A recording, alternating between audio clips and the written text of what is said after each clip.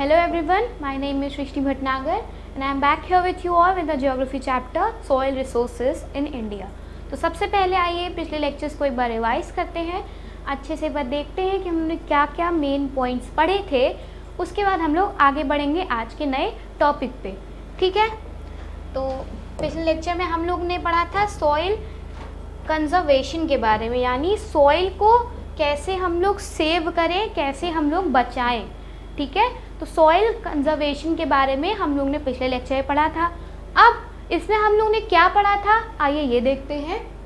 N effort made by man to prevent soil erosion to retain the fertility of soil.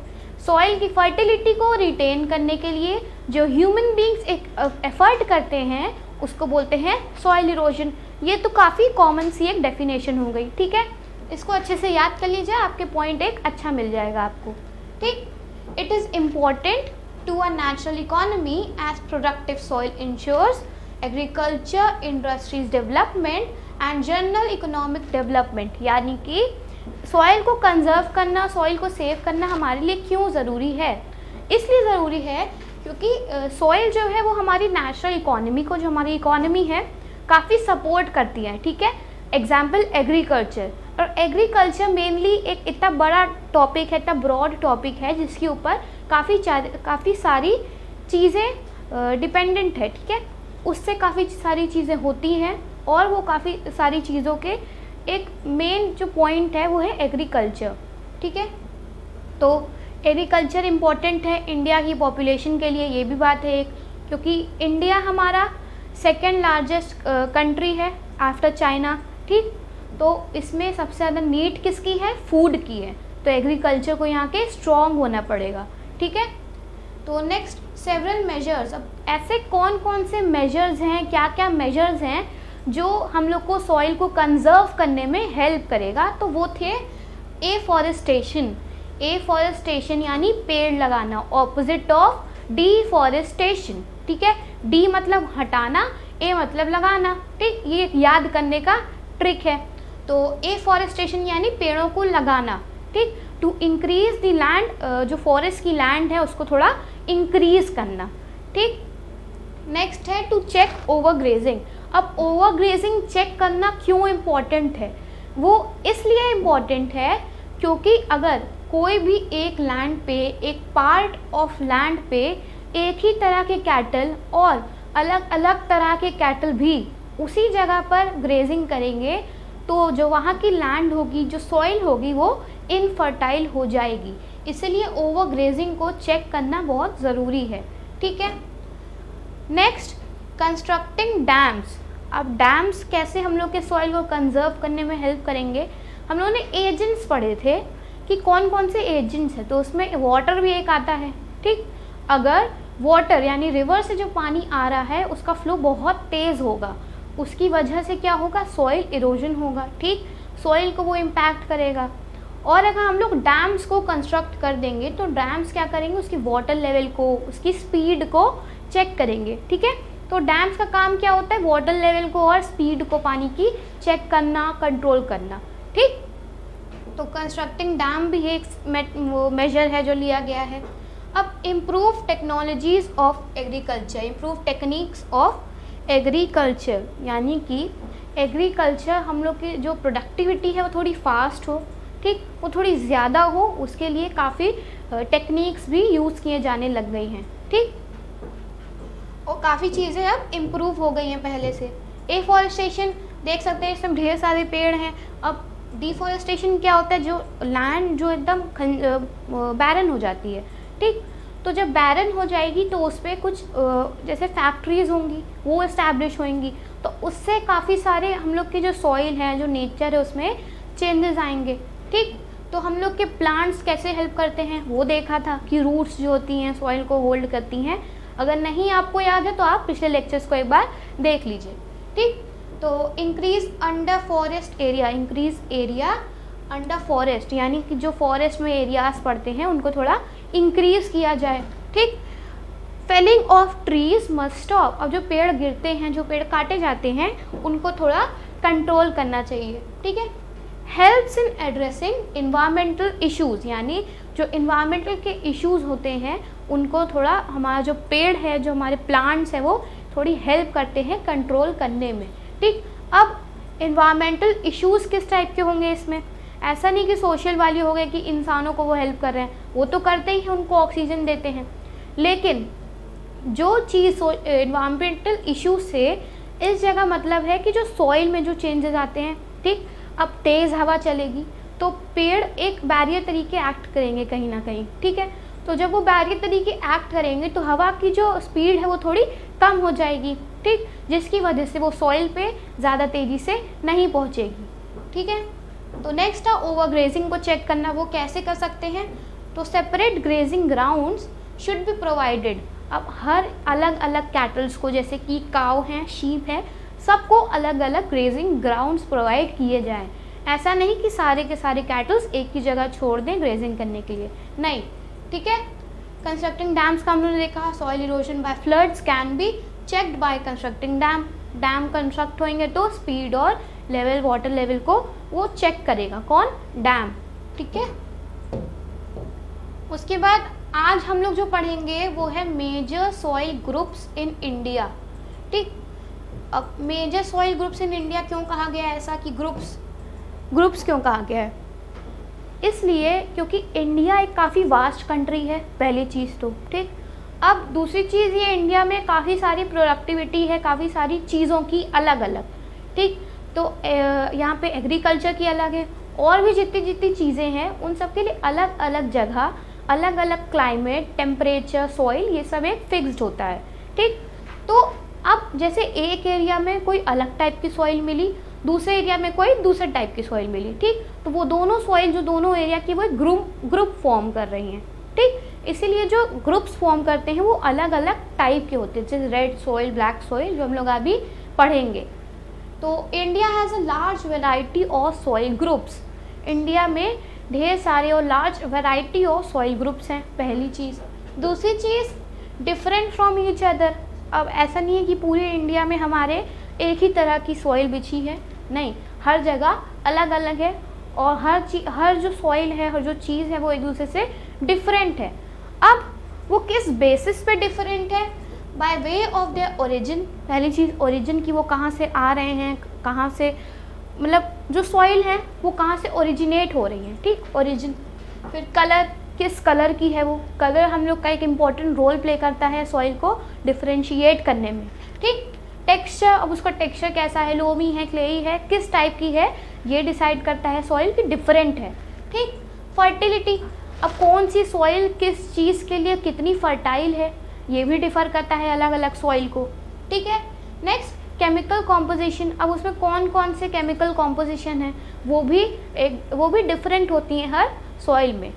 ठीक, तो broadly भी divided into 2 main groups.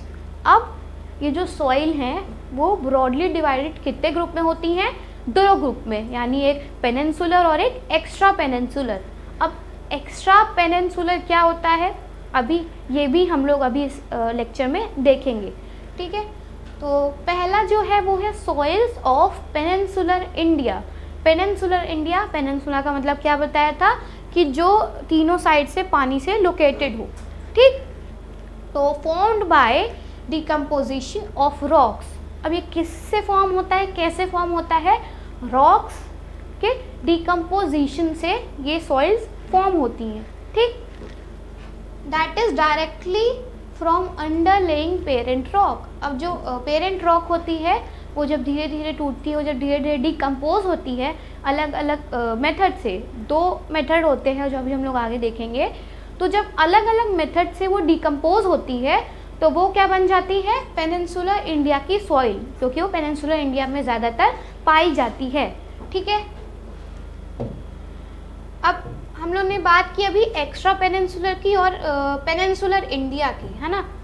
तो हम लोग इसमें देखते हैं मैप के थ्रू एक कि एक्स्ट्रा पेनिनसुलर और पेनिनसुलर इंडिया एक्चुअली है क्या।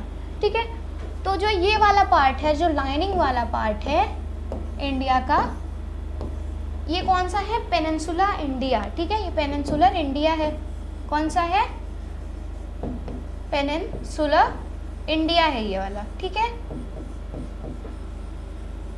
अब बात आती है एक्स्ट्रा पेनिनसुला इंडिया की। एक्स्ट्रा पेनिनसुला इंडिया क्या हो गया, जो यहाँ पे प्लेन है, हम लोग ये देख रहे हैं, ये तो डॉटेड है, वो डिपेक्ट किसको कर रहा है, वो किसको मार्क कर रहा है, इंडो प्लेन्स को, ठीक है।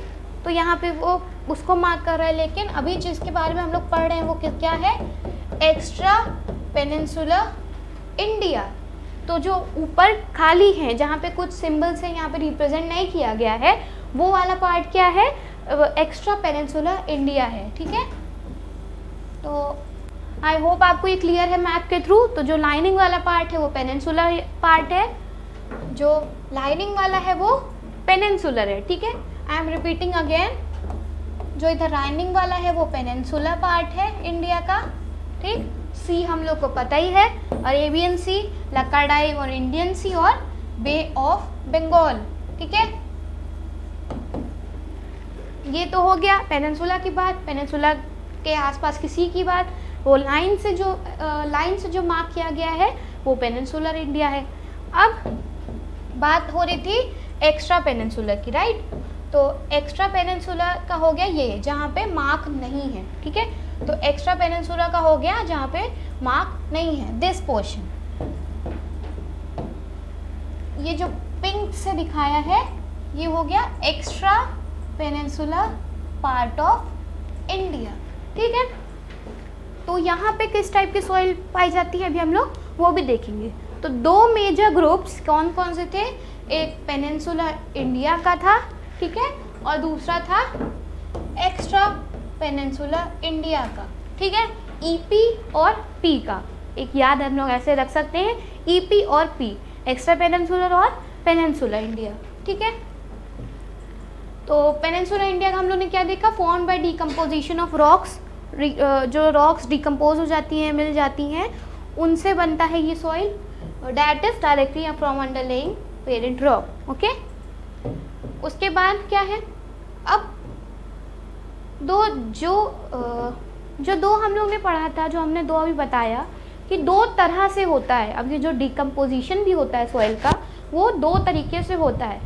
इसको एग्जैक्टली हम लोग डिकम्पोजिशन नहीं कहते हैं, इसका जो मेन वर्ड है वो है वेदरिंग, ठीक है। मेन वर्ड क्या है, वेदरिंग है। तो वेदरिंग भी दो टाइप की होती हैं, आपने हो सकता है प्रीवियस क्लासेस में पढ़ा हो, लेकिन अभी हम लोग इसको अच्छे से पढ़ेंगे, ठीक। तो वेदरिंग भी दो टाइप की होती हैं, कौन कौन सी, एक केमिकल, एक फिजिकल और दूसरी केमिकल वेदरिंग। कौन सी, केमिकल और फिजिकल वेदरिंग। तो ये दो टाइप की वेदरिंग होती है। एक बार रीड कर लीजिए, फिर हम लोग इसको डिस्कस करेंगे।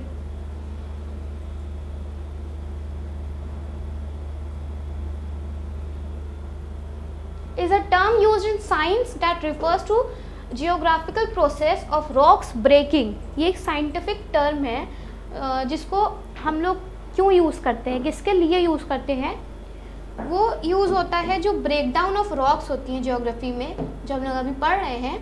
तो जो ब्रेकडाउन ऑफ रॉक्स होती हैं उसके प्रोसेस को, जो डिकम्पोजिशन होता है उसके प्रोसेस को हम लोग क्या बोलते हैं, वेदरिंग, ठीक। अब वेदरिंग में फिजिकल वेदरिंग, अब पहले क्या पढ़ेंगे हम लोग, फिजिकल वेदरिंग।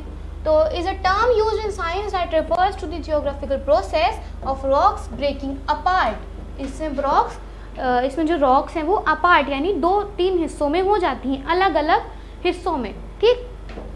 ब्रेकिंग अपार्ट याद रखिएगा, कीवर्ड हम लोग यूज़ करेंगे इसमें। तो क्या है, फिजिकल में ब्रेकिंग अपार्ट, ठीक है, without changing their chemical composition. अब कोई भी हम लोग ने एक चीज़ ली है, एग्जाम्पल हम लोग एक चौक का लेते हैं, ठीक। अब चौक लंबी है, उसको हम लोग ने छोटे छोटे पीसेस में तोड़ लिया, तो उसका केमिकल कॉम्पोजिशन तो उतना ही रहेगा, वही रहेगा। ऐसा तो नहीं है कि एक चौक में कुछ ज़्यादा हो गया, दूसरे जो पार्ट है चौक का उसमें कुछ कम हो गया, नहीं, हर चौक में केमिकल कॉम्पोजिशन जो है वो सेम रहेगा, ठीक है। तो यही केस है जो रॉक्स के साथ होता है फिजिकल वेदरिंग में। अब जो चौक हम लोग ने छोटे छोटे पीसेस में किया था वो अलग अलग पीस में है, अलग अलग साइज़ में है, लेकिन केमिकल कॉम्पोजिशन सब में सेम है, ठीक है। तो हम लोग ये देखते हैं फ़ोटो के थ्रू कि ये देख रहे हैं आप, एक रॉक है, ठीक, एक बड़ी रॉक है। अब यहाँ पे क्रैक है, तो ये 2 पार्ट में डिवाइड है। अब ये आगे फर्दर डिवाइड होगा और भी पार्ट्स में, ठीक, ज़रूरी नहीं है सिर्फ 2 पार्ट्स में होके रह जाए, ये और पार्ट्स में भी डिवाइड हो सकता है, ठीक। तो अभी होता कैसे है, जब हम लोग इस इमेज के थ्रू एक बार अच्छे से समझते हैं कि ये होता कैसे है फिजिकल वेदरिंग का केस। तो जैसे कि ये एक रॉक है, एग्जाम्पल सिंपल हम लोग के पास एक रॉक है, ठीक।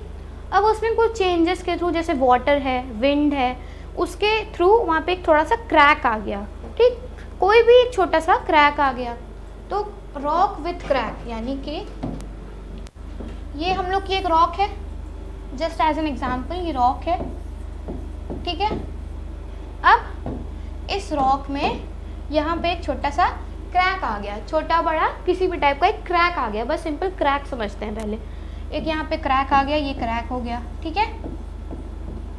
तो अब ये क्रैक किस वजह से आया होगा, कोई नेचुरल चीज़ें होंगी, जैसे कोई एनिमल होगा, कोई एनिमल ने हिट कर दिया होगा, ठीक, और विंड हो सकती है, वाटर हो सकती है, कोई भी रीज़न हो सकता है। तो यहाँ पे क्या आ गया, क्रैक आ गया। अब जब वाटर आएगा तो वाटर इस क्रैक में एंटर कर जाएगा, ठीक, water enters crack freezing and expand the rocks, यानी कि जब किधर भी कहीं भी साइड से पानी आएगा अब, तो क्या होगा कि ये जो क्रैक है इसमें पानी जमा हो जाएगा। फॉर एग्जांपल यहाँ क्रैक है, यहाँ क्रैक है, 2-3 जगह हमारा क्रैक है, तो एक जगह आके यहाँ पे वाटर आ जाएगा, ठीक, ठीक है, यहाँ पे वाटर आ जाएगा। तो इस वाटर की वजह से जो यहाँ का एरिया है वो फ्रीज हो जाएगा, वाटर यहाँ पे फ्रीज हो जाएगा। तो अब वो जैसे जैसे फ्रीज होता जाएगा, उसका टेम्परेचर लो हो जाएगा, तो यहाँ पे वो और डीप क्रैक कर देगा, ठीक है, क्या कर देगा, डीप क्रैक कर देगा। और उसके बाद देखते हैं क्या लिखा है। तो यहाँ पे फ्रीज होता है, एक्सपैंड कर देता है रॉक्स को, तो ये रॉक को क्या कर देगा, अब एक्सपैंड कर देगा। यहाँ है इतना सा क्रैक था, देख रहे हैं आप, और ये धीरे धीरे बढ़ के इतना बड़ा हो गया, ठीक है। तो ये क्रैक को एक्सपैंड कर देगा। आगे देखते हैं क्या लिखा है। क्रैक्स जो होते हैं वो ओपन हो जाते हैं और डीप हो जाते हैं। अब उसके ऐसे मोर वाटर उसमें चला जाता है। अब ऐसा नहीं है कि सिर्फ यहीं पे क्रैक हो जाएगा इसकी वजह से, कि एक ही लाइन में चलता जा रहा है क्रैक तो किसी भी डायरेक्शन में जा सकता है, कोई इसकी फिक्स डायरेक्शन तो है नहीं। तो जब यहाँ पे वाटर है, यहाँ पे क्रैक हुआ, तो अब इस क्रैक की वजह से जो रॉक है उसकी तरफ दूसरी तरफ भी क्रैक हो जाएगा, ठीक, दूसरी तरफ से भी थोड़ा चिटक जाएगा। तो अब यहाँ पे जब होगा तो उसको क्या, उसकी वजह से वाटर उसमें और भरता जाएगा। जब एक रॉक में कोई भी चीज़ में थोड़ा सा भी पोर होगा, थोड़ा सा भी क्रैक होगा, तो क्या होगा, वो अपनी जगह बनाते बनाते दूसरी जगहों पे भी पोर कर देगा, क्रैक कर देगा, अगर वो चीज़ वीक है, ठीक है। तो यहाँ तक हुआ कि थोड़ा सा क्रैक था, क्रैक में वाटर आया, उसके बाद वाटर जो आया वो और उसको स्प्लिट करता गया, यानी एक्सपैंड करता गया रॉक को, उसके बाद जिसकी वजह से उस एक स्प्लिट, उस एक क्रैक की वजह से उस पूरे रॉक में अलग अलग जगहों पर भी क्रैक आ गया, ठीक। तो अब जब ये क्रैक बढ़ता जाएगा तो वो किस में रिजल्ट करेगा, रॉक के टूटने में वो रिजल्ट करेगा, ठीक है। उसके बाद जो फ्रीज होगा और उसकी वजह से रॉक जो है जॉइंट से वो टूट जाएगा, ठीक है। तो ये तो हो गई फिजिकल वेदरिंग की बात। उसके बाद है हमारा केमिकल वेदरिंग। तो आपने प्रीवियस क्लासेस में पढ़ा ही होगा केमिकल और फिजिकल वेदरिंग के बारे में, मे बी डेफिनेशंस आपने पढ़ी होगी, ठीक है। तो हम लोग इसको नेक्स्ट लेक्चर में डिस्कस करते हैं। आज के लिए फिजिकल वेदरिंग तक इनफ था। अब हम लोग इसके आगे जानेंगे केमिकल वेदरिंग और भी जो अदर सॉइल्स हैं अलग अलग रीजन्स में, उसके बारे में हम लोग डिस्कस करेंगे, ठीक है। तो this is all for today, thank you.